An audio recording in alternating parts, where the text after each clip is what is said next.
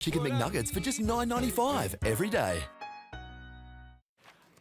I love hanging out with casters during the games because we're watching that game. We're all intensely focused on the action on the television in front of us. Yep. And I go, oh, this is a pretty slow game. And you go, yeah, but this is one of those games where everyone's waited so long to execute their move that it's just going to hinge and suddenly someone's going to make a move and it happens. And 2 minutes later, it's like, steal the Baron and basically the game's over. You don't want to 8-mile your game. You don't, like, my theory on League of Legends is you don't want one shot, one opportunity. And I think that... I was like, am I missing a reference here? I think that Order demonstrates that because we take like 15 shots throughout a game. And even if they all fail, like we take them early enough that it's not the game-losing play, right? But it could be the game-winning play. Yeah. I feel like both teams got themselves in a position this game where it was like they had one shot at winning this game. Yeah. And I don't understand why. Because the Corki had package and teleport and bloody 15 items, and could have just ran into the Camille lane and been like, but instead was like, yeah, you know what, Baron. Yeah, I like it genuinely. Same. It was a confusing turn, and like it, you know what I mean? Like AV come out like emergency roster swap, Chippies goes mid, Shock goes bottom lane, and like the cohesion just obviously wasn't there. Like pinpointing where it came from, you don't know. That could be like inexperienced drag who like, I need help in the side lane, I can't deal with the Camille, or it's just like people on the other side of the map like, why are we actually just forcing the Baron? We win by default. You don't know where it is, but boy, did Gravitas capitalize. Because I know how that Baron started. That Baron started with, we've got the stronger 4, we're going to force a teleport. 5,000 health? Has he teleported yet? No, he's still whacking me. It's 3,000 health.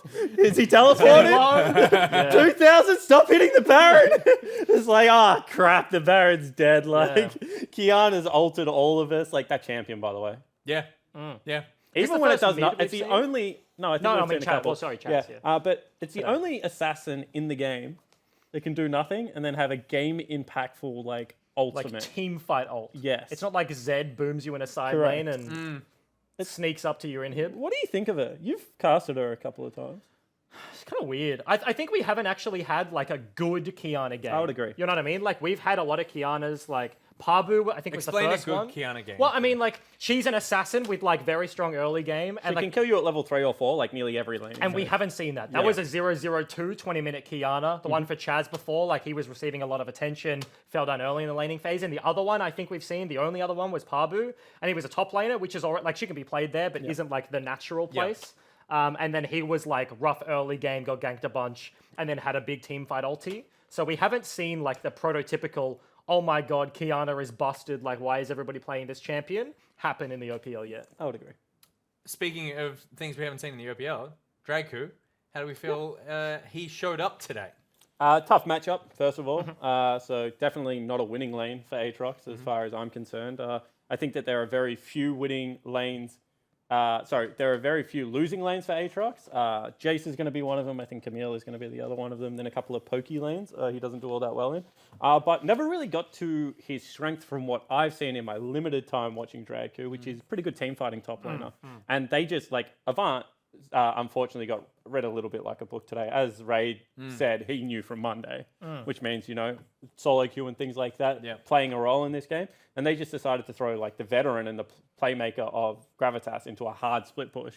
Yeah. And then said, well, match him if you can, drag you. And, you know, first game kid's not going to be able to do that. Yeah, because I think like it started well, right?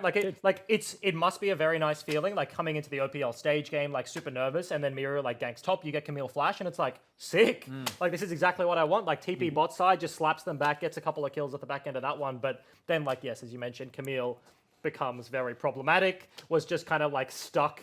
Islanded against her in the end game and like one kill, like a solo death in the side lane, like that one mistake is 2 turrets and she's hitting your inhib, and it just like went from bad to worse like really quick. And not too much flame because Gravitas played the latter stages of that game really well. Yep. But you cannot get isolated in a side lane when you have a teleport Corki and a Tom Kench on your team. Like something's gone really wrong on Summoner's Rift. Like that's not a game plan issue. This isn't a coaching staff issue. This is nothing to be set up. Like that shouldn't be an isolation lane. That's the reason why it's like that was a confusing game. Because the decision that was made like logically doesn't make sense. Yep. And that's why you're just like, what? What I'm trying to say is I feel a little bit sorry for Dragku. Like if I was the coach of Avant, I'd be like, mate, you did everything you could, and I'm going to have a chat to the other 4 fellas on Summoner's Rift. I mean, it's a big thing to ask, and, you know, he could have done way, way worse. So, well done, Draku. Welcome. We'll see you for the next couple of weeks, I assume. So that's exciting. We'll find out. All right, what else is exciting? It's time for the weekend roast.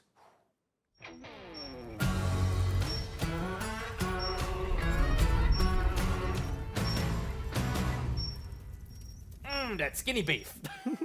It's just so thin. So lean. It's so That's lean. like 2.3% lean beef. Is that a thing? No. All right. It's so it's too thin. It should be I a think thing. what's the leanest you can get? Like 5%? Yeah, I don't know. Like a Woolies? You need fat in your beef. You do. In That's your the mince, whole- otherwise Well, it's not nice. Yeah, it depends what you. Sure. All right. So Good. All right. We spoke about cooking enough. Jake, what's... I was Grinding about to your say, gears. well, I was about to say that, and then I didn't want to say that because like that's Family Guy reference. Let's go with girded your loins, and I'm like, that's not right either. So like, What's up? What's up your pants? So this will surprise a lot of people, I'm sure, that follow my Twitter account. But the bloody Australian cricket team. Oh yeah. Oh my goodness. Ashes start last night. Everyone is super excited. We've held all of our cards close to our chest. We're not going to tell people what our batting lineup is. Doesn't matter. They just suck. Like, no one in Australian Test cricket can bat outside of Steve Smith. Steve Smith, you get a pass. Nathan Lyon, you're batting at 12 or whatever, 11. Like, you get a pass. Like, the rest of the bowlers, they do okay as well. But Steve Smith scored more than half the runs and had a decent strike rate. I'm pretty sure it's a road. Like, when you look at it, like, the coaching staff come out and they go, harder than we're used to in England. Well, that's good. That's an Australian pitch. Browner than we're used to in England. Good, because we normally play on green grass. We're going to have a bat first. They just can't bloody bat. Like, what is going on here? So I don't know too much about how cricket works. You hit the ball. No, I get that. it means like pitch quality and like what that changes. and also like for me, it's the whole like retiring, and that never makes sense. Okay. Are we still in it? So we are still in it. It's a test match. We made like 284, I think we did. Yeah. But we only batted for a day, and it's a 5-day test. And pitches deteriorate as time goes on, because the more you run over the of pitch, the course. more the ball hits it. You know, there's Softer like clay and pitch, stuff in less there. bounce. Yeah, well, softer pitch, generally, what it means is softer pitch, less bounce, more variety, a little bit more swing, because soft pitch means moisture. Yep. And green pitch means more swing as well. England has the best swing lineup in the world. Well, we all know that. And we have 0 bowlers that can bowl swing apart from Mitchell Starc. And the reason he's not playing, apparently, is he swings the ball too much, which I've also never bloody heard of, by the way. Like, he's one of our best bowlers. Like, I don't know what's going on there. So I'm just genuinely really pissed off at our cricket squad. That's why we have this segment where you need to get it out of your body, so that you don't like talk to us about cricket for the rest of the night. Rusty57 in the chat says, "Well, how can they afford Daniel Radcliffe on the left? I've hit some hard times, and I've just had to lower my standards." All right, do you have one yet? No, because I sprung this on you. Yeah, I mean, I did spring it on you. We here's actually told you yesterday, and then we told you again today. You didn't tell me yesterday. Yeah, we did in the caster it chat. was in the caster that we're all okay. a part of. Discord. Well, look, Yeah, that's a you know bad that luck. chat I'm you're in? actually. Can I just do the opposite? Because Please. I'm just feeling real good. I don't know what it is today. I woke up this morning feeling refreshed. Yep. And like I'm just having a good time. Like I just came to. I'm not angry about anything. I've had a good week. My solo queue's been going well. My TFT, I've only played a couple of games. That's been going well. You know what I mean? Like I'm just hanging out with the boys on a couch. What are you doing in solo queue at the moment? Playing a lot of support. Are you playing Lucian or back to support? No. Back to support. I'm playing all the champions that I don't play. So like when I retired and like, you know what I mean? All the new stuff, the Lux, the Pike, the Volibear, the blah, blah, blah, blah, blah. Like all of the new stuff that I stopped learning League of Legends, like how to play properly at a good level. And so it's just like, I'm just addicted again. I just queued up one night and I had a real good game. And now I'm just like queuing up off cooldown. Well, I have on good authority that maybe a team looking for a support right now. No. Are you contemplating coming out of retirement? No, I'm just sick. You're just sick? Okay. I'm just sick. I That's would it. love to see it. Can you do it, please? No. Please? No. Okay, fine. Are you going to think of a roast, or that was your No, roast? I'm just too. It was an I'm an anti-roast. anti-roast. I'm in Okay, too cool. good of a mood. He's a vegetarian roast. No one ordered it. Does anyone at the desk have any roasts? Anything you want to get off your chest? Yeah, I can't say it. We figured. Pulse? Yeah, you know, people making assumptions. I feel like today has been a bad day for assumptions. Got on the bus and like they're just talking normally to the person in front of me, and then to me they're just like, use the scanner on the left, like I'm a simpleton, and I'm like, God. okay, walk into the studio, I'm in a meeting, Nick Boy's like, do you want this miso soup? And I'm like, of course I want the miso soup, but I can't take it, right? Because then I'm just playing into the stereotype, so I can't do that either. It's just an awful day. It's screwing me both ways. That was also, Nick just is sitting there eating his meal and then just like picks it up at the end, has the remnants of his katsu curry and just picks up this curry and just like barely, like picks it up and like looks at everyone just sadly like, do you want my pathetic leftovers? He kind of shook it at me, but then when he wanted to give it to Pulse, it was like he had assumed he wanted to eat it because he already slid it over. Well, I was like, that's for you, if you want it. No, here's my thing. I offered it to you two because you were close to me. And then Rusty and Pulse were sitting on the other side of the table. And our producer, Matt, was talking to us. And I was like, I don't want to be rude and interrupt by asking. So I'll be rude and just lean across, just slide the whole thing. I mean, my real issue, if we have to be honest, my issue is with the Japanese. Because miso soup is terrible. Like, I don't understand why I'm getting it. All right, we're When gonna I'm get getting fight like in a chicken second. katsu curry, why am I getting miso soup? I agree with that. That miso soup from an unnamed establishment next door is dirt water. Good miso soup is very nice. I don't know. Like I was like, I don't know what to do with this. The reason I was offering it is because it's like it's almost a full meal by itself. Like just sitting there, I'm not going to do anything. But I feel bad just throwing it out. Is it like traditionally served katsu curry? Because like I've never had it. Because in my eyes, that seems like it's like rice, sauce, meat, blah blah blah, and you make your meal and then you've just got a soup. Then you got soup. Is that odd? I don't know. I feel like it's odd. I'm not an expert It's on super Japanese standard cuisine. in Japanese cuisine to serve miso soup with rice, but Yeah, that miso soup is really bad. But It's a bad soup. yeah, It's a bad soup. That's why no Bad one soup ate at it. a bad time. We got to go to the game in a second, but I'll quickly get my roast. I watched Neon Genesis Evangelion. Evangelion. Bad show. I was expecting it to be really, really good, and it's really, really bad. was it bad because of the plot or bad because of Shinji? I feel like the storytelling is really poor. The character development is awful. Shinji is a terrible character. I understand the difficulties of trying to convey depression in a narrative, but at the same time, you are trying to tell me a story. So I need to see some sort of character development. Every time he resets his character development, he's not sad or gone into a depressive state because of the actions of the things that have just happened in the show. He's reset to the Shinji at the beginning of the entire series. It's like nothing actually ever affects him. He just never grows in any meaningful way. The show was super confusing. The whole middle section of it didn't need to exist. The first 4 episodes were really good, and then the last two are terrible. I'd go 4, maybe 6, and then I'd go 19, 20, 21, and then I suppose the movie that comes out next year. Bad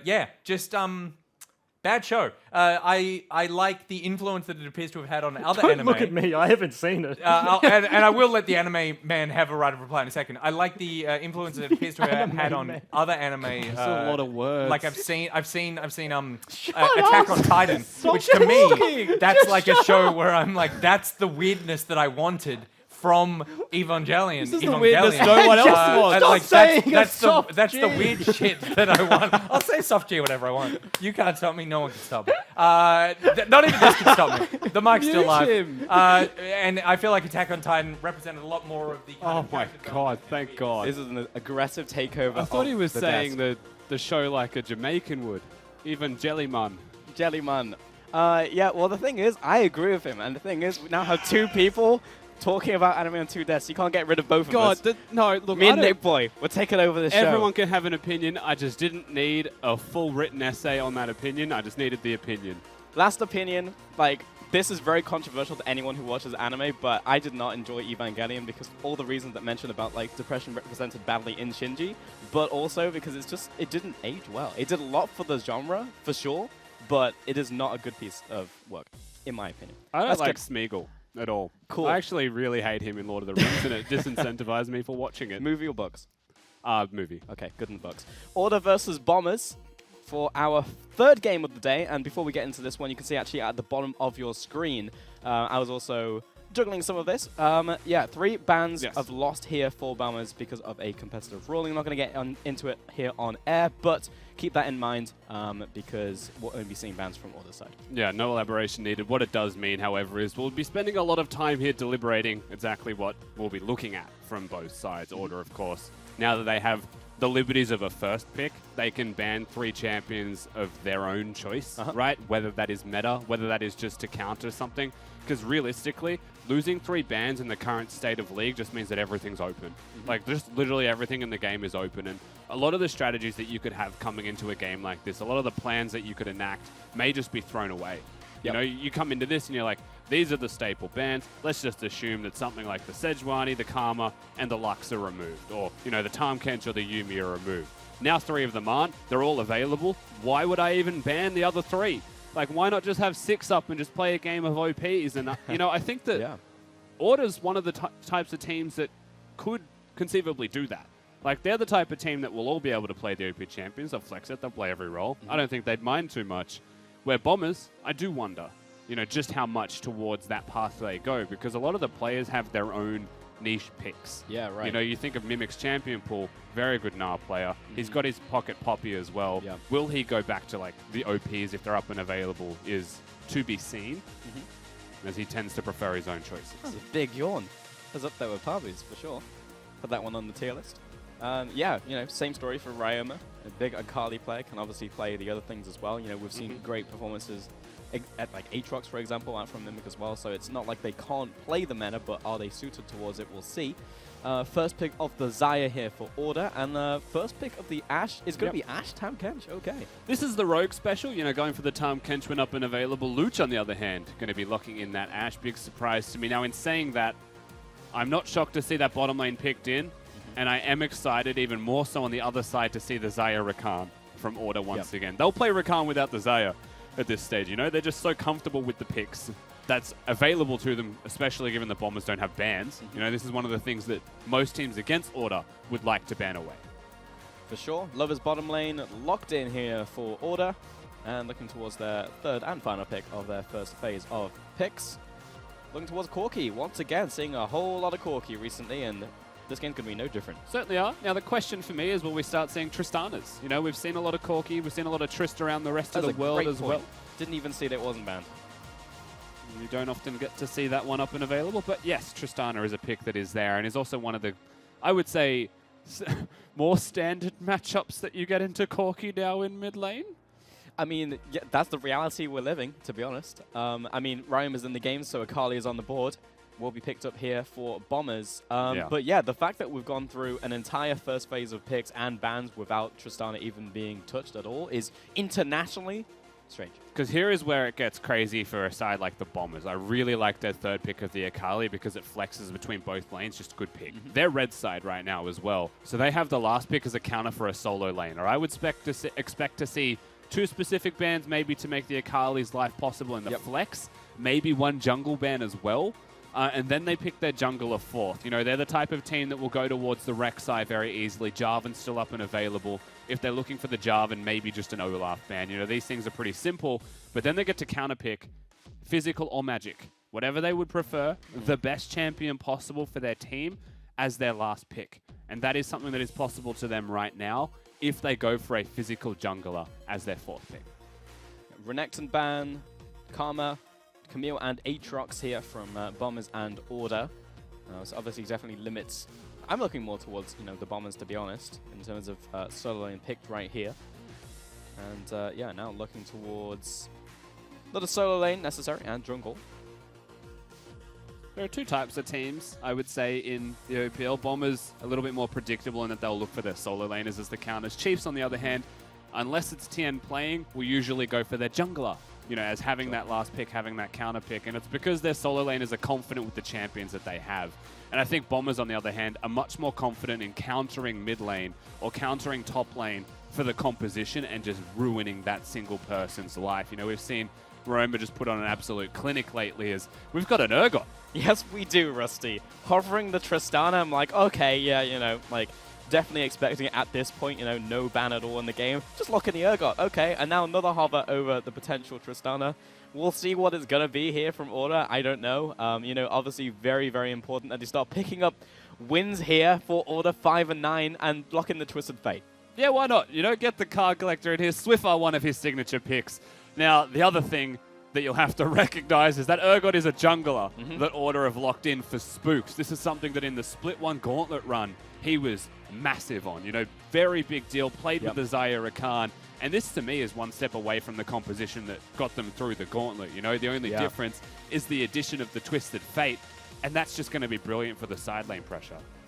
And it's like, what side of this do you pick, right? Are you saying this is desperation, go back to something that worked, you know, like years ago? Like, you know, not obviously years, but like, or are you going back to something that you're like, this will work, and we now like hit it with, you know, a fresh iteration? Like, this is rejuvenating this lineup and then throwing it back in. I wouldn't say it's desperation. I would say that this is very much like you highlight, going back to what works best, you know, to rediscovering why were we successful when we were, what about that is replicatable in this current meta, and from the looks of it, you know, I would say a big wildcard choice is the Urgot for Spooks, but at the same time, if it still jungles well, that's a composition that they're more practiced on than anything else, so that's not something that's a huge surprise to me, though I expect when we have our opportunity to chat to Choo-Choos, we'll hear a little bit more as to exactly what Order is thinking as a team.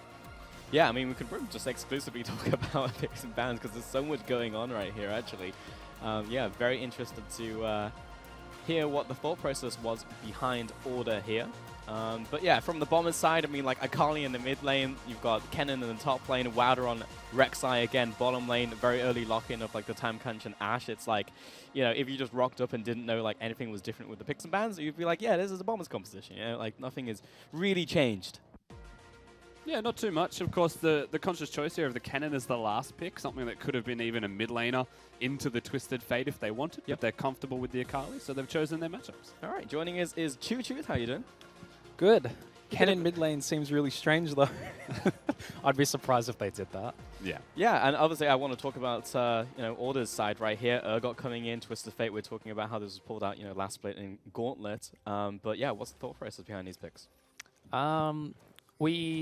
Like if people look at this draft, it's very similar to what we were drafting last split. We've done a lot of exploration with picks and what we can seek out. We found that a lot of things were working. Like, it's kind of strange because Urgot actually didn't get nerfed really that hard at all. It's kind of like the excitement fell off and then other people just started looking at other things. But the champion is still very strong, and hopefully we can show you that this game because Spooks is probably one of his favorite champions at the moment. And also coming into this draft, you know, Bombers without bans, like what's your strategy going into a game like that ahead of time? Like, does that change what you ban? Does it change like how you pick? It's funny because as soon as I came out of the room and Lucio, the coach for Bombers, like came up to me and he's like, how long did you know that we didn't have bans? Or like, and we've known since like 4 days ago. Okay. So we had, there's a lot of benefits to knowing that the other team doesn't have bans, because obviously you can ban whatever you don't want on the game and you can first pick whatever you want. And we got probably one of our happiest drafts in this current meta. So it's a massive advantage for us. And so I look at both of these compositions now outside of draft, and I feel like, correct me if I am wrong, but your game plan does seem pretty heavily towards, you know, going towards the sides of the map. So Zaya Rakan engages and Corki snowballing as well with items, maybe packages. Are you worried at all of what your opponents have put together, knowing that, you know, having the last pick on red side, going for the Kennen or anything? Is there big threats that you need to adapt around? I think Bombers have found their footing really well, especially ramping up to the end of this split. Probably one of the most improved teams from if you look at the start of the split to now. Especially when they pick these dominant top sides like the Rek'Sai, the Akali, the Kennen, which is why we're like looking to opt into like I guess the more scaling option. So things like the Corki, things like the Twisted Fate are quite good at neutralizing lanes, and we're just good at those champions. So we're trying to counteract what we know about Bombers at this moment. Is it also conscious that from you guys we're seeing a lot of different picks specifically, like looking at Swiffer, like we saw the Yasuo very recently, also now bringing out like Twisted Fate, like is that very conscious that you're changing that up? Yeah, we like to, I think this team in general really likes to like maintain that excitement, that fun for the game by playing these new things. When you've played for 10 years, Choo-Choos, you know? Yeah, exactly. Like when you've been playing for so long and you're scrimming like Monday to Friday, you just, at the end of the week, you just can't wait to get on stage and bring out that champion. So we do mess around with new picks a fair bit, but I would also say that's kind of been like a weakness for us. That excitement, that ability to be versatile is because things would work for us, and then we would usually just brush it over and then move on to another week of practice. And I think most teams run into that that kind of similar situation where things are working, and like if it's not broke, there's no need to fix it. Don't want to keep you for too long, but do you think patch changes that feeling as well, though? For sure. Like people change constantly because patches are as well. I think the biggest case I saw of that was like when Rek'Sai was first picked, or like this was in Split 1. As soon as Rek'Sai got nerfed, I think like his base damage of his ult got reduced by 10, and my jungler was saying like he's done, like he's not playable anymore. And then 2 weeks later, everyone's still picking him. So there's definitely like when you see the patches, your first instinct is to like think, oh, this champion got nerfed, so therefore it's bad. But you have to be quite critical. You've got to play the game a lot to understand what you like and what's still strong, and if you can make things work. Yeah, at a high level, it's super interesting to get into. Well, thank you very much for joining us and your time, of course, and we'll catch you later. No worries, thanks.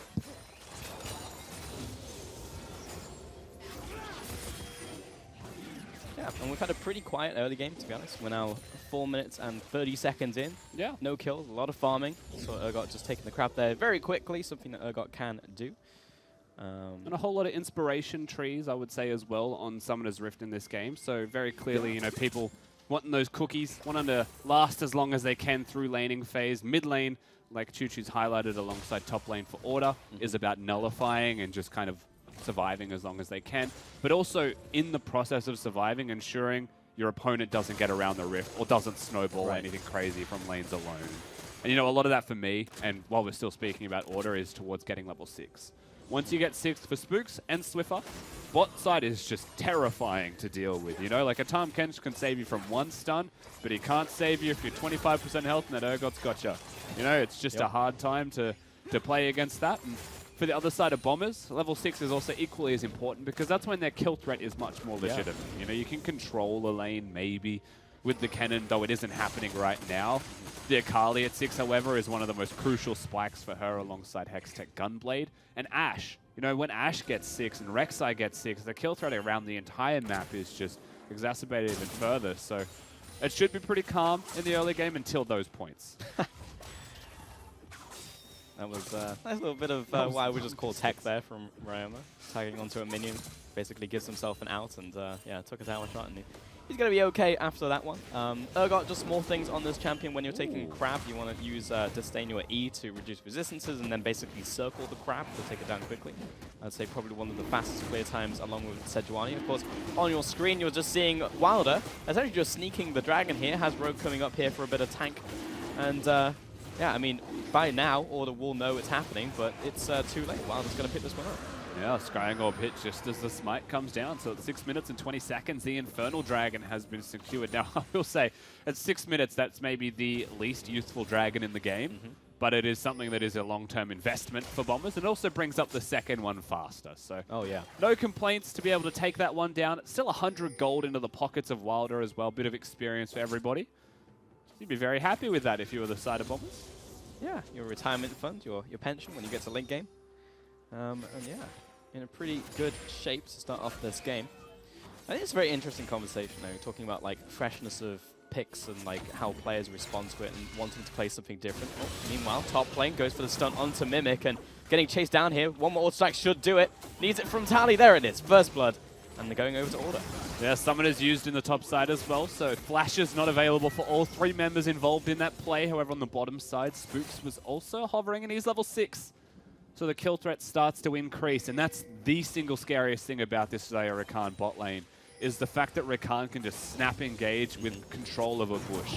You know, and that is getting ever closer to happening. Dream's already 6, Jake's just roamed a little bit, so they'll be waiting on that. As it is also Unsealed Spellbook Rakan. It is, yeah. Looks like he really values the cleanse, and I don't blame him. Yeah, into a composition like this, a lot of stuns. Yeah, of course, Ashe is going to be the main defender. But yeah, about 8 minutes into this game, 1 kill over to Order, feeling pretty good about that one. I'd expect he ticks 6 off this wave. You'll probably notice it from the way that he's playing as well. If he starts veering more into the bushes and hiding, then he's trying to hide his experiences. Where Omer is topside, he's ulted. Yeah, but he's found Tally. Trying to get away from this one, lands the E, follows underneath the tower and gets the kill straight up, a 1 versus 1. And Mimic Yeah, just sees his mid laner come to top lane and just kill his lane opponent. Yeah, and again just shows mastery of champion here, Rayoma, more than once already in this game. Urgot has ulted, that's what that noise is. It's a very strong slow, and it does mean that Swiffer will be nearby, but again, Rayoma with his skill expression on that kill in topside saves his flash through all of it, just hits the E, and so he's able to get himself out to safety. Yeah, pretty common to lead with ultimate there for the Urgot, especially when you're trying to chase down targets. Yeah, so won't get the kill, unfortunately, but we'll go through the rest of the jungle and start clearing this one up. Wilder actually finding himself here in the jungle. Going to be probably a crowd contest. I don't think he wins this 1v1 when Spooks has red. I would say no. But now that the shield is down, it's always possible. Anyway, gives him the hello boys and walks away.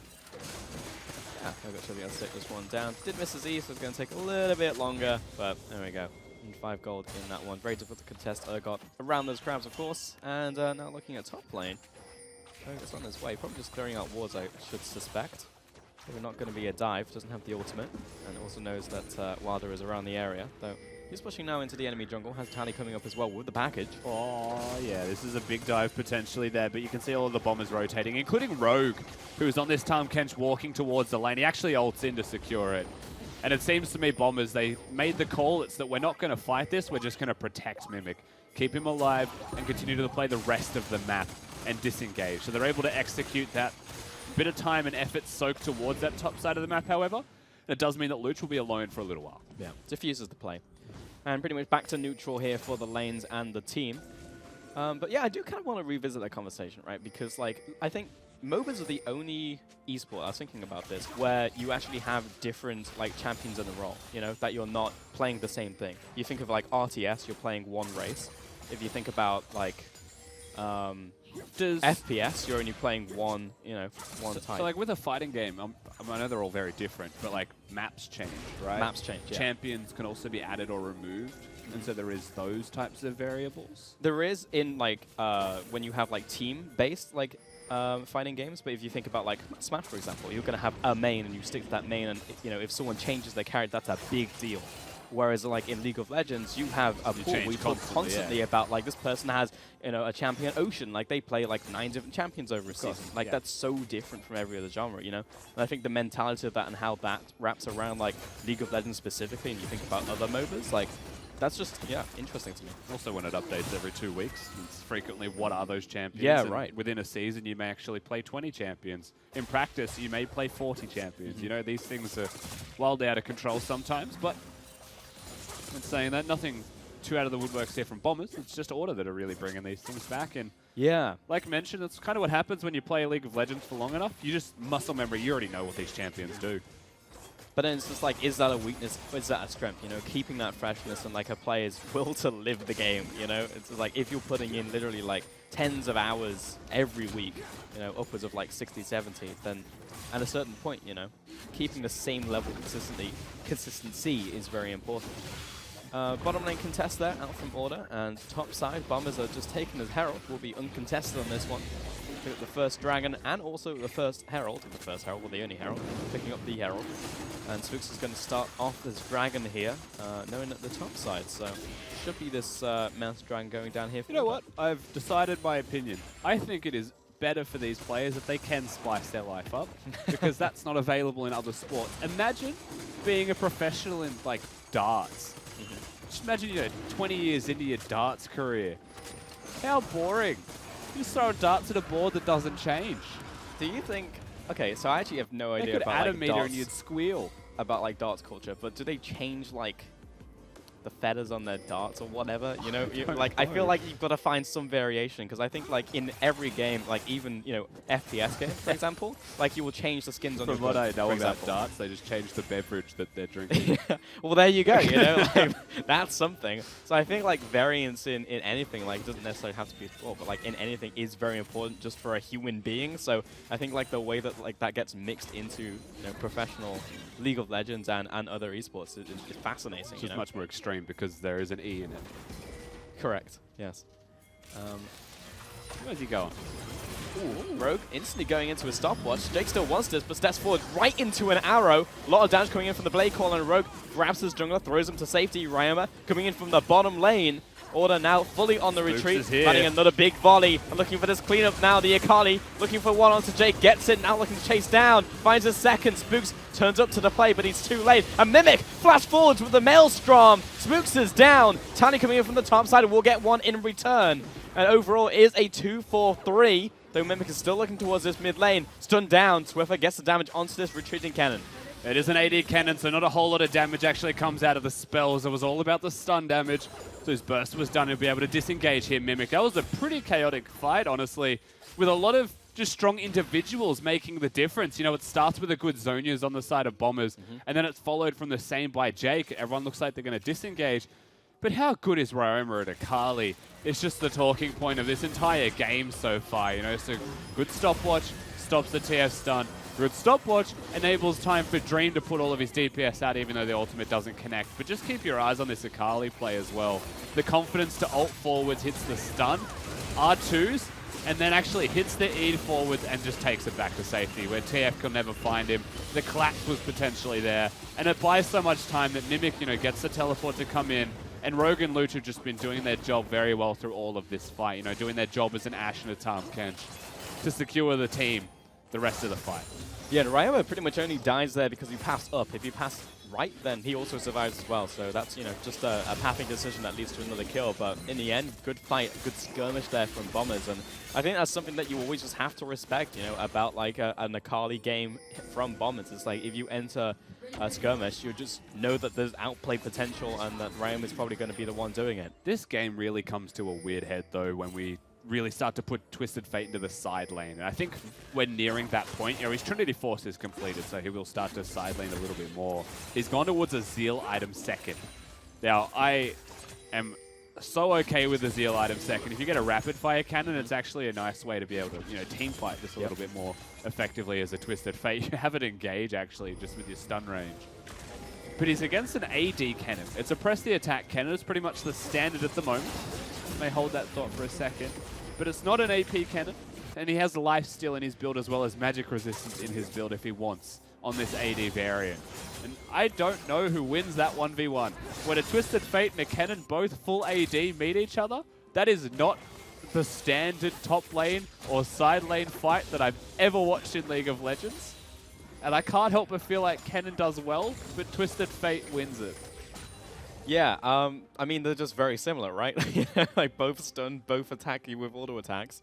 I think it would be down to range, right? Because, like, Kennen, like, Twisted Fate can open with Gold Card, and then Kennen, if he gets in close, can use spell for extra spell damage, right? Like, tapping the E for resistances is going to be a big deal in a 1v1. But I think range is true, but I actually think that's more suited to the AP Twisted Fate duels. It's like, Twisted Fate can't abuse range, and Kennen can't really abuse range either. They need to be in auto-attack range of each other, and they have pretty much the exact same AA range.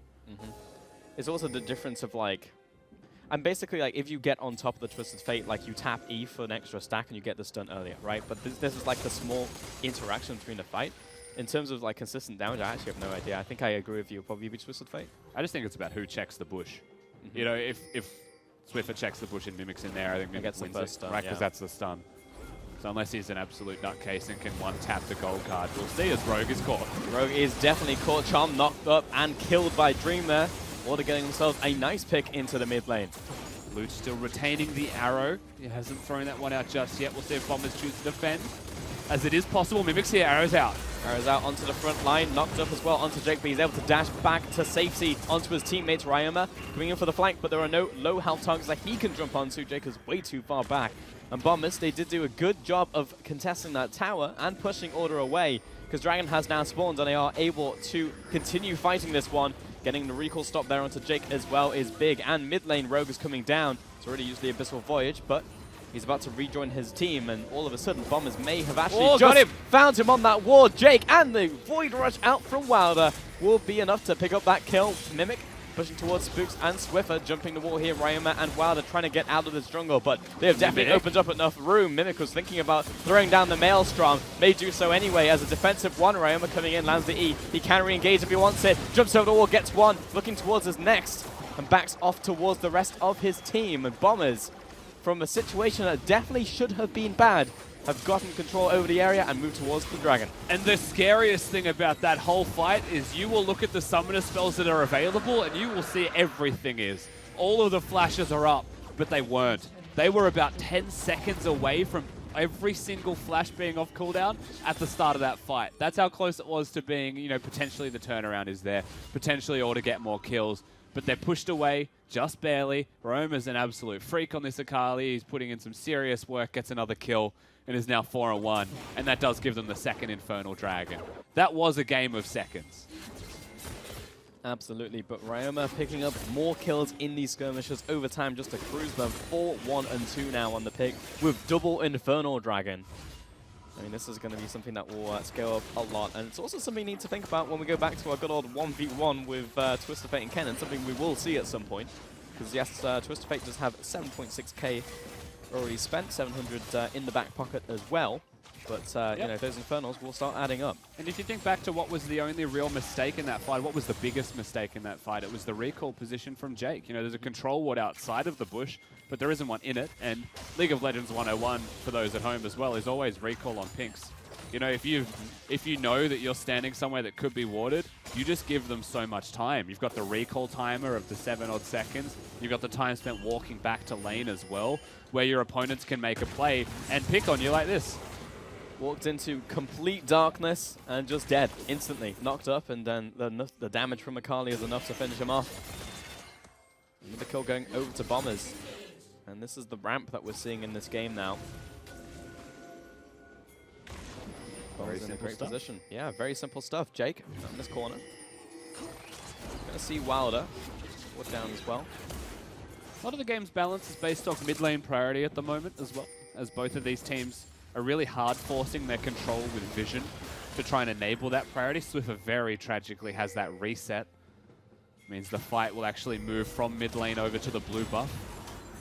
Spooks is back, however, so this may not be too bad of a choice. We'll see how Wilder plays it. He may just throw a pea shooter in. He does. Yep, Wilder back away from this. Right, we're getting a tower on top side. If I were anyone on Order, I would not really want to face an Akali alone in the side lane. It needs to be noted that Order is still retaining this gold lead. I feel like a bunch of it has to be klepto from Swiffer in the early stages.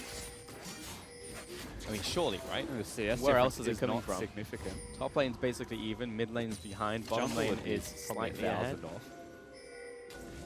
Yeah, it's got to be. Which is pretty mental when you think about it. Must have got a lot of slice axe of gold. Yeah, actually. Sometimes you just get that RNG. But yeah, 2 towers ahead. And can't shake the feeling that the Bombers at some point are just going to run over this game. 2 minutes left on the next dragon. It is hard for Bombers to actually break open the game while the mid lane outer turret stands for their opponents. That is a very big deal. And it's something that has to be considered. How do they break it? You know, there is no Herald anymore. We're 21 minutes into the game. It's Zaya Rakan that are sitting in mid lane that have very good wave clear. And there is always a Twisted Fate around the corner. If Corki has package as well, he's right there. It's not the easiest thing for the Bombers to do. And I still think that Order are in a pretty comfortable position for themselves. It's whether they recognize it. You know, they probably look at the Akali and they would say, anywhere he is, run away. Yep. Anywhere he isn't, be aggressive. And that'll be the rest of the game plan for this game, probably, until they start getting advantages where they are strong. Unfortunately, not every game is the one that we just saw, where you can just walk into mid lane and take 2 towers for nothing. No. And here we actually get to, it's a 2 versus 2, actually, in the top side. I think they just saw Spooks off of that ward, so not going to go for the full commit onto Swiffer here. Well, Ash's arrow was also out in Zimbabwe for a bit there, so doesn't find what they're real after. Far off. Yeah, doesn't commit. He's going to spot this recall. He could choose to cancel it, but he won't. Let's see what they do with this priority. They know that Tally doesn't have teleport and he's in base, so I would imagine they actually play for the bot lane outer turret. Force him to come back. Once this wave is pushed in, Roma, who doesn't have teleport, may actually roam up the river or recall so that he's out of vision. I think that's when Bombers will start to be more aggressive with their vision near the Baron buff itself. Clearing out this wave on the bottom side, moving into the jungle. Probably going to take Grump as well. Just keep on scaling, look towards that second item. That man needs to finish his Very item. close to, yeah, second item. it feels like probably like 100 gold off or something. It was like, well, I need Grump, and now it's just like, well, I still need an extra 20 gold, so go back to the minion wave, take that. Yeah, why wait 20 when you can just catch some minions and be 100 over for a control ward? Yep. Coach Rusty comes out. The biggest mistake people make in League Pulse is if you're 1,200 gold off an item, you're actually 1,300 gold off an item. Because that's a control ward with it. Yep. It's not wait and base for 20 gold and first situation. No, it's go not. back out. It never is. Bomber's starting off this dragon though. Spooks and Dream ready for this one. In fact, the whole gang's here from Order. If they want to jump on this, jump forward, get the steal, and Spooks pretty happy with this result, but going to pop an arrow as well onto the support, and he's already, tosses out the ultimate. Dream still dead. And Spooks now getting chased down, lands the Q. Here comes the Void Rush as well. Deletes him, double kill for the Ashe. Jake backing away, Tally as well. 2 kills over to the Bombers. Luch. Steps the wrong way, stunned down, knocked up. Oh, safe from Rogue though. Toss him over the wall. Still takes down the support. And Tally and Swiffer backing behind the tower. Order can't even punish the sins of their opponents. They're hunting for Rogue. He has no flash. And it does look like he's just going to be able to waddle to safety. Order, they have a lot of health remaining on the 2 still alive members of Tally and Swiffer. But Bombers just go and save Private Ryan. He was in a bad spot. There was no reason Luke should be there. But the team saves his skin. And it all starts with the dragon actually being stolen by Spooks. You know, Order really commit themselves to the river area, but the Ashe arrow connects. Zaya doesn't get the ultimate off. And so they just follow this one up. Really good R2 from Roma coupled with Wilder. And this is just where the fight disengages. Luch walks with his team, and this doesn't happen. But it happens. And so the Flashes are committed to saving him and end up getting another kill. Somehow, on the back of a mistake. That's just how good Bombers are. Yeah, that's very upsetting, to be honest. But we have, you know, it's match 2. 2 Infernals, 2 Mountains on both teams respectively, Bombers and Order. But yeah, that's one of those times when you just really want to carve this, you know? Like, that's an instant triple kill. But also, yes, it's a moment you go into VOD review if you order and you're like, how is he not dead? Like, how can someone make a mistake like this and us not punish it and actually lose a member for it? But nevertheless, 2 words, Tam Kench. Yes. They're actually going to get this Baron, it looks like. Wilder's nearby, and they've got the health on it. They can see it. Wilder sees it. Will he go for it? Hops the wall. Nope, not in time. And walks back over the wall. Tunnel to tunnel. But yeah, Order. And we were talking about that. They just walk towards Baron and sneak it from right underneath Bombers, and that's a huge deal. It's the same as before, you know, we're complimenting Bombers for these good individual plays, but remember back to the main point is it's a good play off the back of a mistake. It's not just a good play that nets them this gold lead, and they're still behind in turrets. They're banking on those Infernal Dragons and the kills giving them the items, and it's working, but it's not winning the game yet. In fact, Order, with that arrow going wide, now have a moment with the Baron buff that they just take away from under the nose of Bombers. With a 0-4 jungler, they just go and take Baron. Yep. And now we're just coming into tower defense mode here for Bombers. Pick up the roof if you can. Should be able to pick this one up. Duke's into the brush. Told you won that blue buff. But yeah, now trying to defend these inner turrets here, the Bombers. But at the very least, you know, Order have just pushed this game to neutral, right? Where in a situation where Bombers are like, okay, now we can start forcing. Maybe we can take outer mid lane turret. Nope. Baron buff. That's another 3.5 minutes where nothing's going to be happening. And one of the spookiest things about Order's composition right now in the game is Spooks. Yes, it legitimately is. When the inner turrets are the 2 places of priority, what Order can do is they can plant their Urgot in between both. And he just has the ultimate. You know, he just sits in Fog of War, throws the ultimate out if anyone fights. And it means the Bombers can't realistically step up and fight their opponents. They want to poke them down, maybe clear the minions. They have to all in if they're going to commit, and they are. Oh, Jake didn't get CC'd by that one, but is just killed instead. Ryoma does so much damage. Throws out the 5-point strike, and yeah, that'll be the end of that one. A kill over to the Bombers, but the tower down here. Swiffer ulted in. Yeah, he went off very deep. I think, to be honest, Bombers were as surprised as I was to see Swiffer over there. So he'll just kind of walk away. At a certain point, even Swiffer was like, I swear I only play Star 1. Yeah, everybody was confused watching that. And that's fine. In confusion, we'll just walk it off. Yeah, look, summoners are used by Aroma there to survive, so he does get himself out. Also, nice little ult from Swiffer. I shouldn't just be talking smack on it. He knows what he's doing. He's got that rapid fire cannon working towards his next item as well. I believe it'll be the Guardian Angel.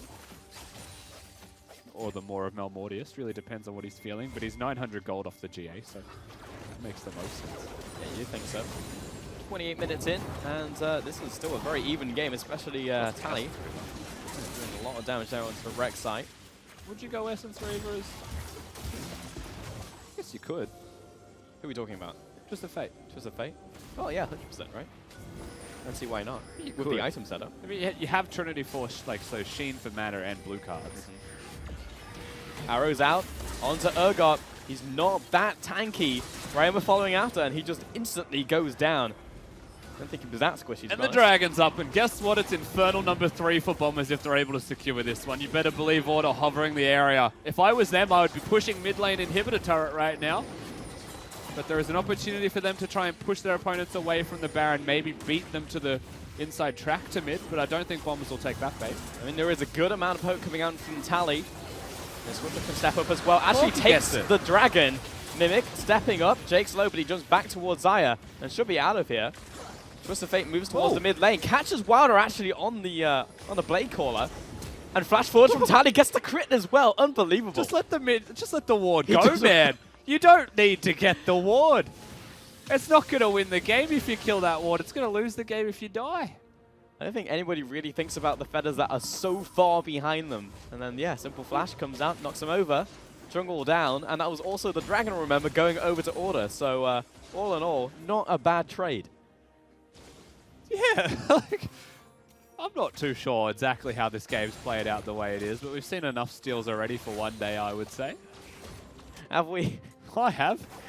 Yeah, it's very high number. Rayama jumping onto Tally right here, into the Shroud. Teleport coming down. It's late, though, from Order, and the carry's already dead. It's now turned into a 3 versus 1. Swiffer, worst place, wrong time. Jake comes into the bottom lane, but Rogue's here as well to match.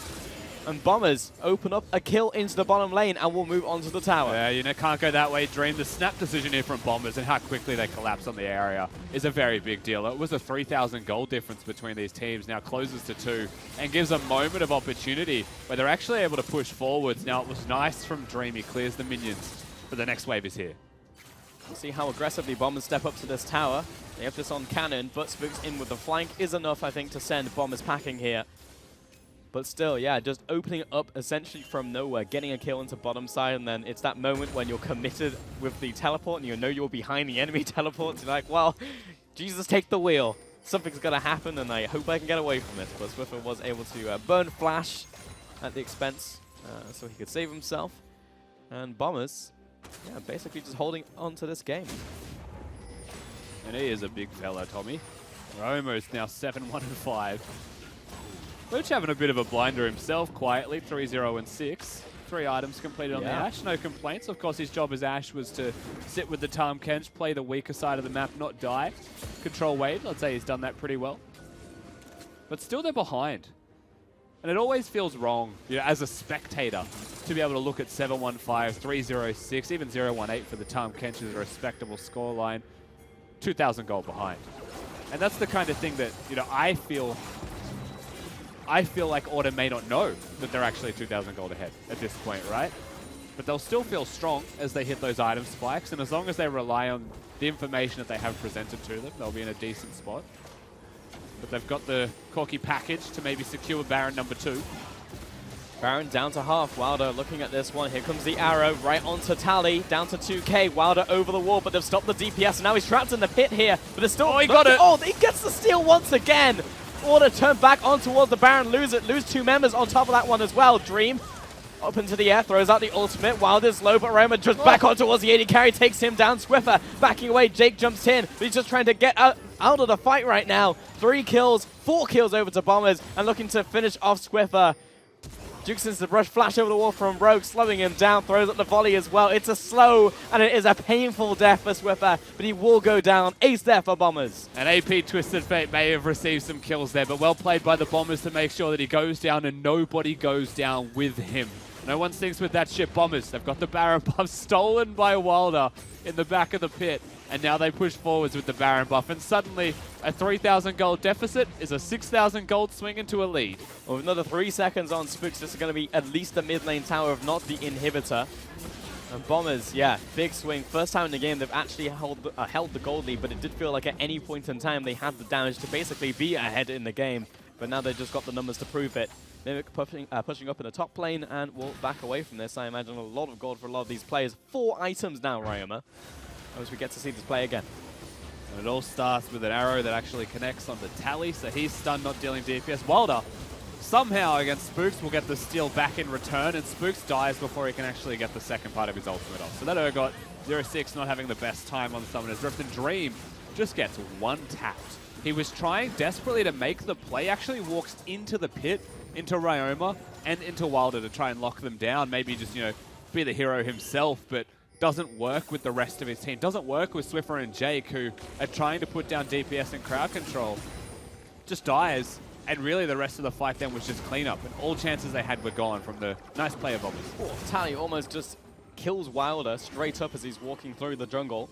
We'll get a bit of health back through the passive, but yeah, I mean, like, I would just question what was happening in the pit, to be honest. Wilder jumps over the wall, and it's 2.5k left on the Baron, and it's just like, how did he deal that much damage to it? He didn't.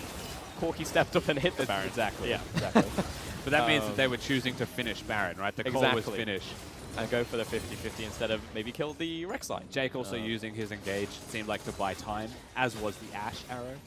So I don't think it was mixed calls. I think just maybe, in retrospect, the call wasn't the one they wanted. Yes. Given that the steal was there. And Bombers now in a position to win the game.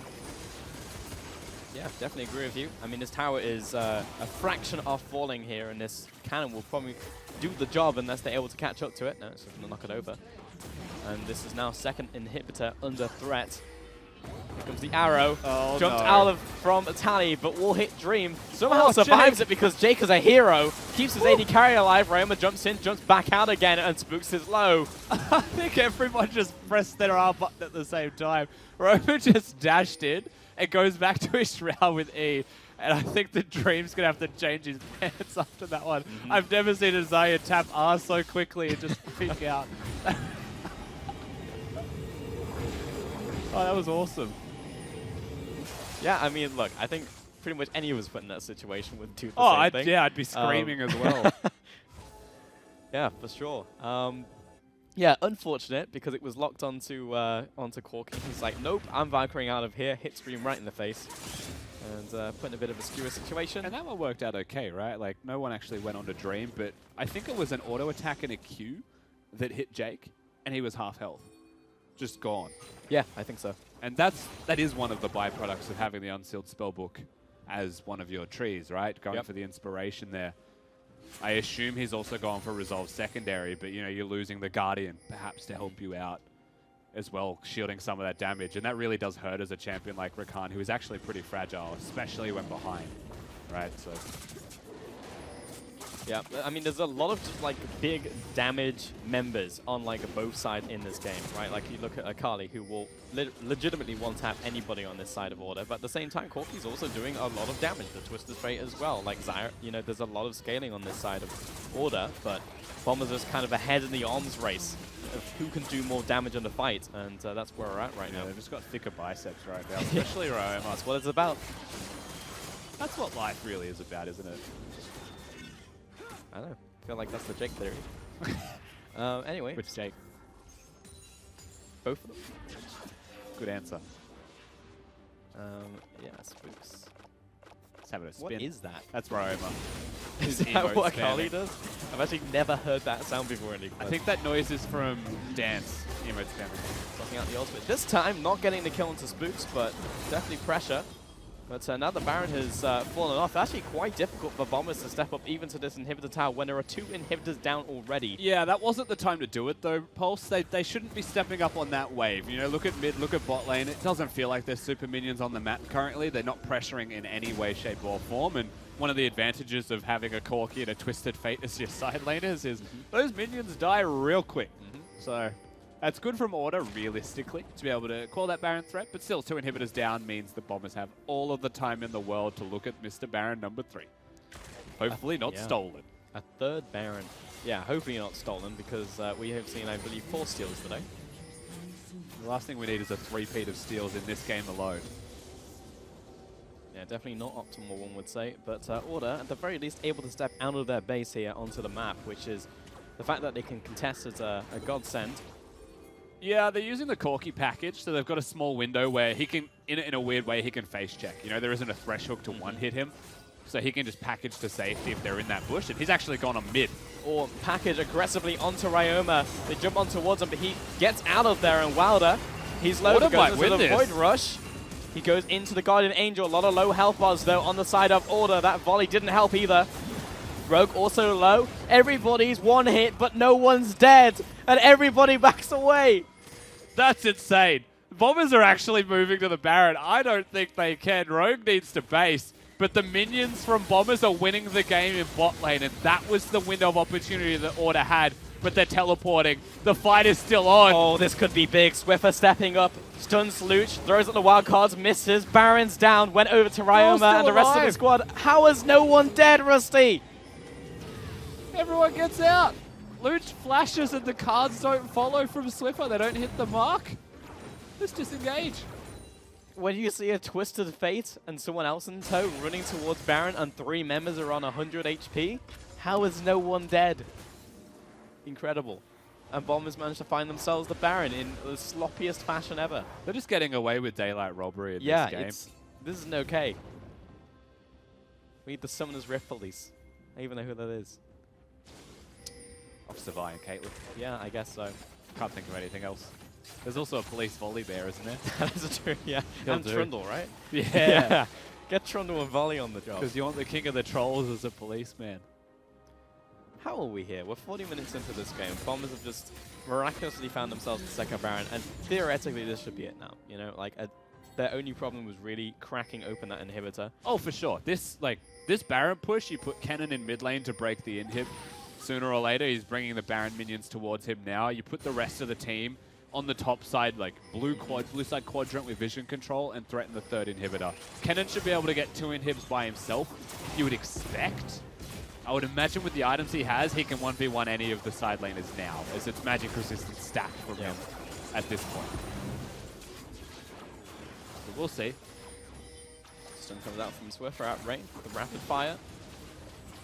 Mid lane slowly being pushed in. Bottom lane is unattended to, however.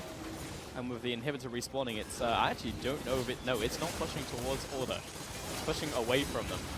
But into the mid lane, Ryo is low on this one. Actually, they get the shutdown. Order with the potential turnaround here. Mimic's also low. He has to back away. Redemption comes down onto Order as well. Back up to essentially full HP. Wilder has to hop the wall. Recall coming in from the cannon.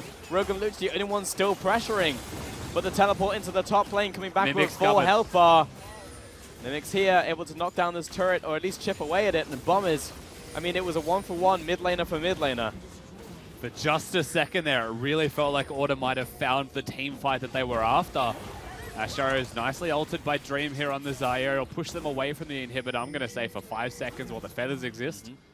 As Top's now fighting. Mimic, 1 versus 2. Can Nick get this kill onto the cannon? He's too fast. And he runs away in the top side. Oh, managed to catch up though, Tally. Nice kill. Once again, the solo lane is dead here from Bombers, and that probably signals the retreat. Order managed to stay alive. We are getting ourselves a big game here. Pulse, we're 42 minutes in. 2 inhibitors are down again, but the third stays alive from the kill that they got onto Mimic. And we saw what's possible from them. Without the Urgot ultimate even used, they one-hit Ryoma. Yeah, he doesn't have his own use. He's actually gone for a Haunting, guys, instead. Yeah, honestly, maybe at the stage where you sell that and you go towards the Zonyas, because you're 10, 2, and 5 carrying a lot of the DPS on his team, or at least the burst, I should say. And if you're dying at the start of the fight here, yeah, Order could definitely have a way back into it. If he's already used Stopwatch, I would say keep the Haunting guys until a full zone use, because there's no point otherwise. But hey, you don't want a random component. Yeah, you don't want a broken Stopwatch, right? Yeah. You'd rather have 2 control boards. Yeah. You've got to show intent. You know, the show was, you know, that we're with you. That he's in the right direction. Right? Yeah, no, we'll see. We'll see. If he upgrades it, then maybe we'll have some questions. Really depends. He's been playing well enough without the need of it. Yeah, we can forgive him the 1 death in the mid lane, I'm sure, but it's adding more time to the clock, you know, where Order are very much a dead man walking, but it doesn't mean that they can't stop Bombers. And it's kind of like the conversation we had before, who wins the side lanes. That really should, you know, hypothetical, who wins the game is based off who wins the 1v1s in side lanes. I feel like 10 to Akali beats everyone. but that goes without saying. You would imagine. It's the Kennen side of the matchup, and I don't know if Order have what it takes to be able to handle that Kennen 1v1. That is a very big core here, I will say that, you know, like very heavily farmed, lots of items. So there's a chance he can. But in those skill matchups, it's the rest of the map where you really have to be on high alert.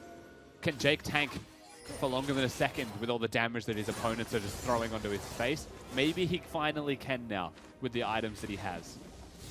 Can Spook survive long enough to actually press the second component of his ultimate? I think now he finally can with a Stoneblade and a stopwatch there. So like maybe we're at that point where, you know, the gold lead's obviously irrelevant, it's 2,000.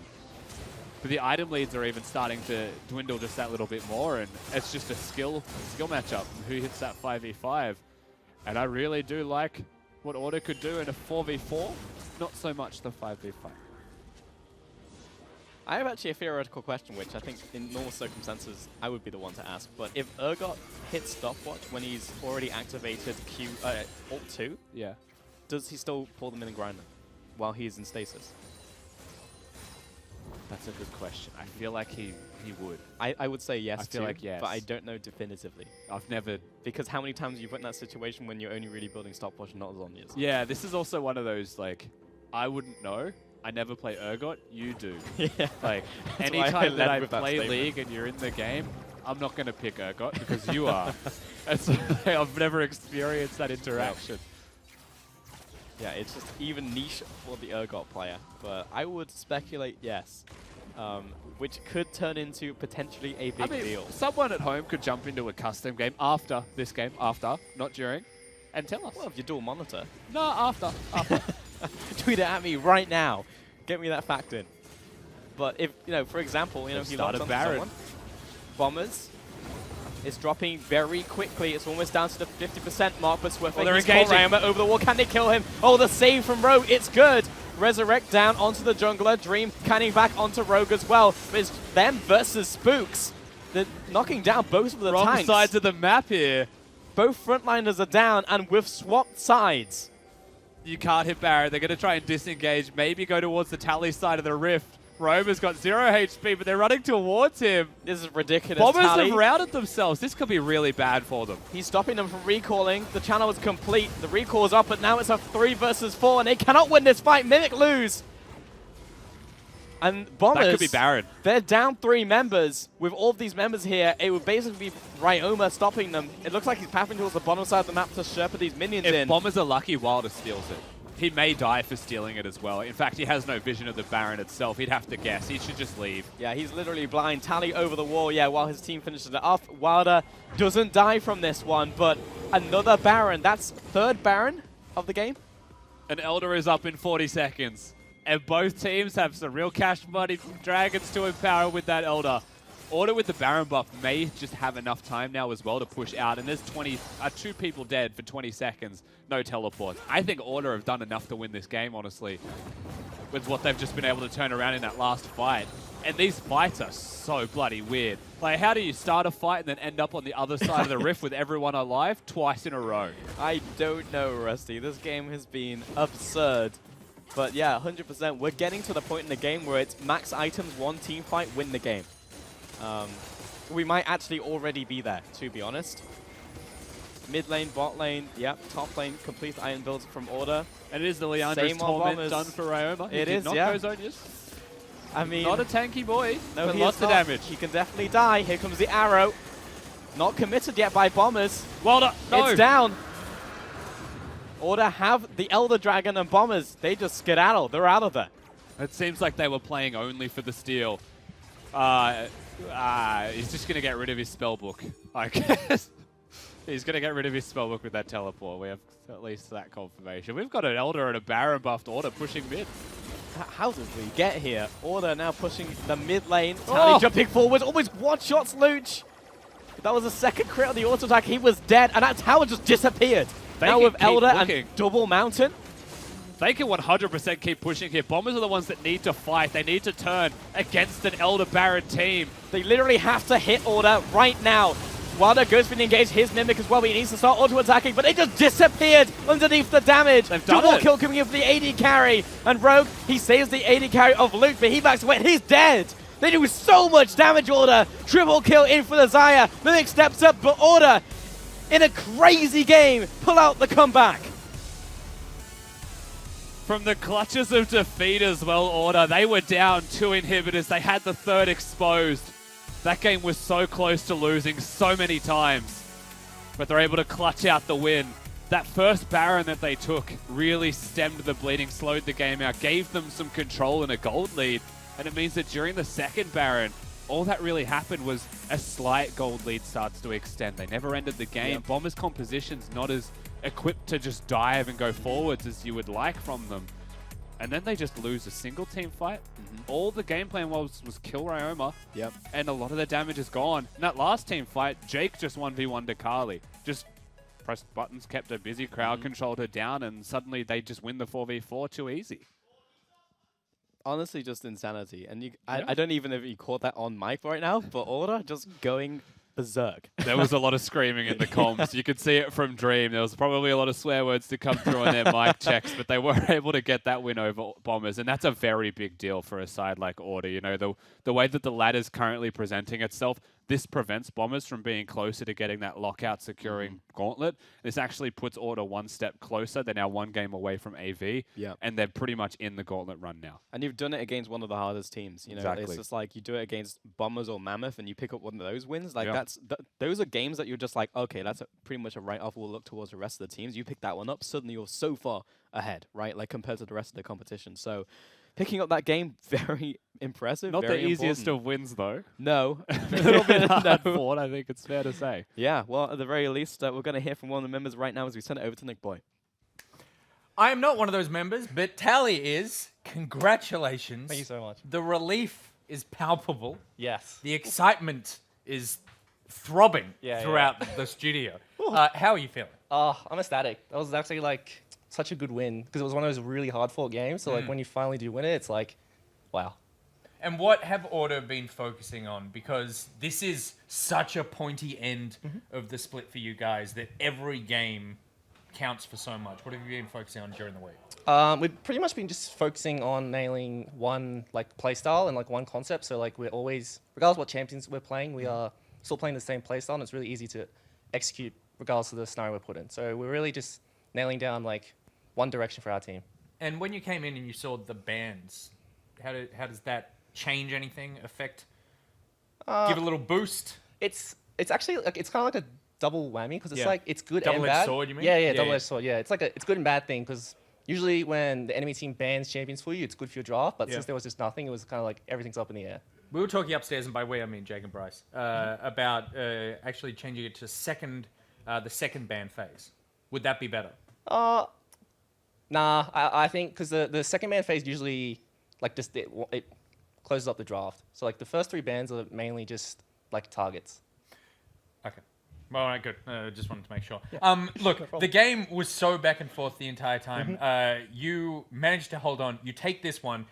This is, I think I said to Dream last week, this is like the point in your split last time where you made that climb back up. Do you think you guys can do it again? Like after that game and after this week of practice that we had was really like successful. I'm feeling really confident in my team that we can just do exactly what we did last split. Fantastic.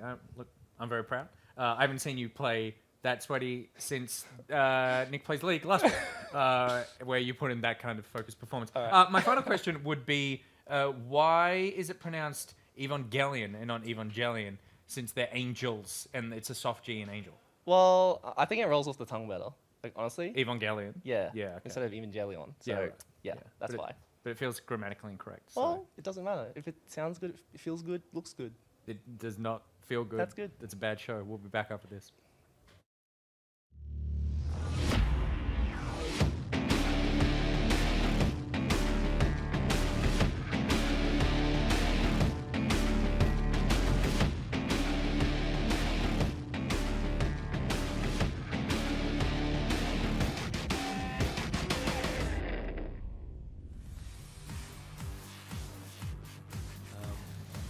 Where's he going?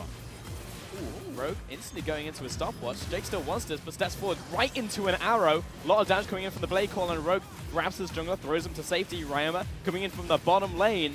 Order now fully on the retreat, is here. planning another big volley. And looking for this cleanup now, the Akali looking for one onto Jake, gets it, now looking to chase down, finds a second, Spooks turns up to the play, but he's too late. And Mimic flash forwards with the Maelstrom. Spooks is down. Tiny coming in from the top side and will get one in return.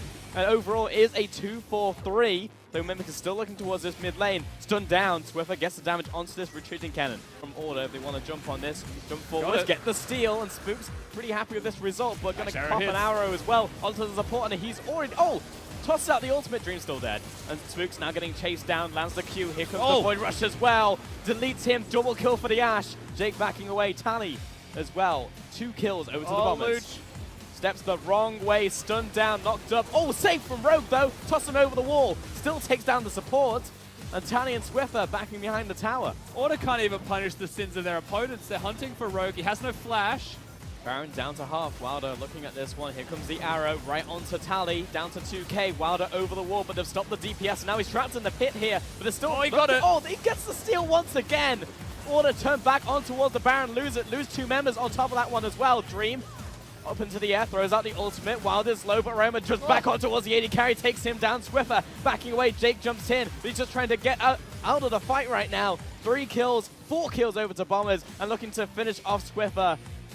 Jukes into the brush, flash over the wall from Rogue, slowing him down, throws up the volley as well. It's a slow, and it is a painful death for Swiffer. They literally have to hit Order right now. Wilder goes for the engage, his Mimic as well, but he needs to start auto-attacking, but they just disappeared underneath the damage. Double kill coming in for the AD carry, and Rogue, he saves the AD carry of Luke, but he backs away, and he's dead. They do so much damage, Order. Triple kill in for the Xayah. Mimic steps up, but Order. You gave me this when we were just 16 years old. Darling, cop up. A little goes a long way at Macca's. Grab 24 Chicken McNuggets for just $9.95 every day. Touch Bryce's knee. Banger. Oh,